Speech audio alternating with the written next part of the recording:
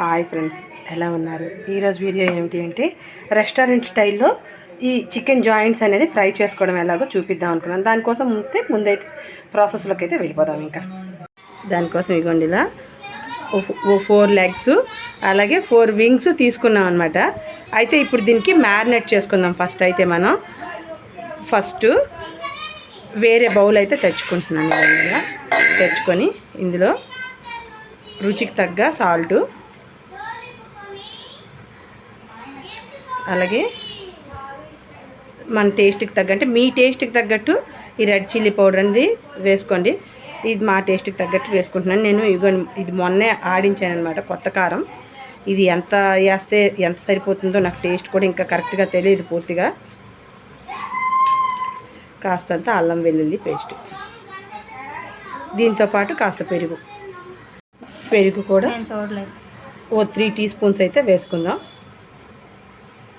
ఇది వెన్న తీయని పెరుగు అనమాట. ఇప్పుడు మొత్తం ఇలా మొత్తం మిక్స్ చేసుకున్నాం కదా.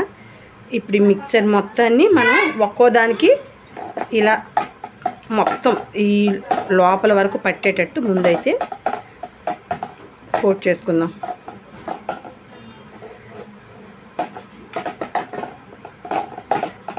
చూడండి, ఇలా అన్నీ కూడా వింగ్స్తో సహా అన్నీ ఇలానే మొత్తం ఫుల్గా మ్యారినేట్ చేసి రెడీ చేసి పెట్టుకుందాం. ఫస్ట్ అయితే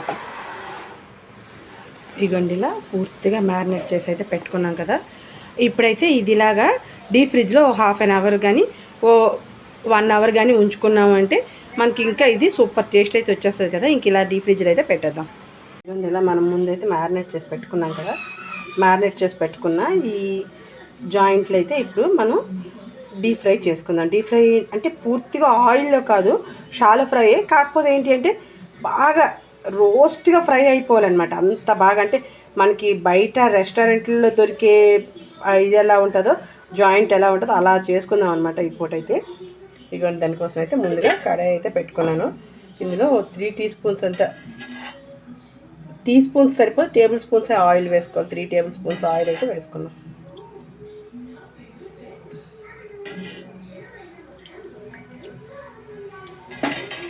కాస్త వేడెక్కనిద్దాం. ఇప్పుడు ఇంకా వేడెక్కిపోయింది కదా, పూర్తిగా వేడెక్కింది. ఇప్పుడైతే జాయింట్లు తీసి ఒక్కొక్కటి ఆయిల్లో అయితే వేసుకున్నాం.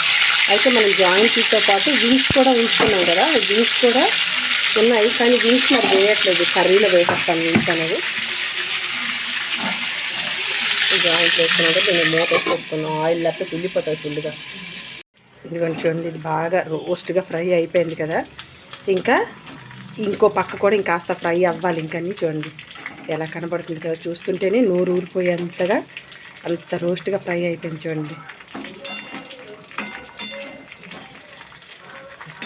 చూస్తున్నారు కదా రెస్టారెంట్లో ఎలా అయితే మనకి రోస్ట్గా ఫ్రై అయ్యి మొత్తం అంటే మనకి వాళ్ళు ఓవెన్లో పెట్టినవి ఎలాగైతే మనకు ఫ్రై అవుతుందో అంత బాగా ఫ్రై అయ్యి చూస్తున్నారు కదా. ఇది మనకి బిర్యానీతో తిన్నా లేదు రైస్తో తిన్నా కూడా చాలా టేస్ట్ అయితే ఉంటుంది.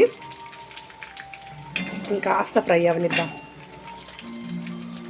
ఇప్పుడు ఇంకా పూర్తిగా ఫ్రై అయిపోయినట్టే స్టవ్ ఆఫ్ చేసేసుకొని ఒక్క 2 మినిట్స్ ఇలా రెస్ట్లో ఉంచి అప్పుడు మనమైతే సర్వ్ చేసేసుకోవడమే. ఇంకా ఇప్పుడు ఇంకా ఓ బౌల్ అయితే తెచ్చుకున్నాను, దీనిలోకి వేసేసి సర్వ్ చేసేసుకోవడమే. ఇంకా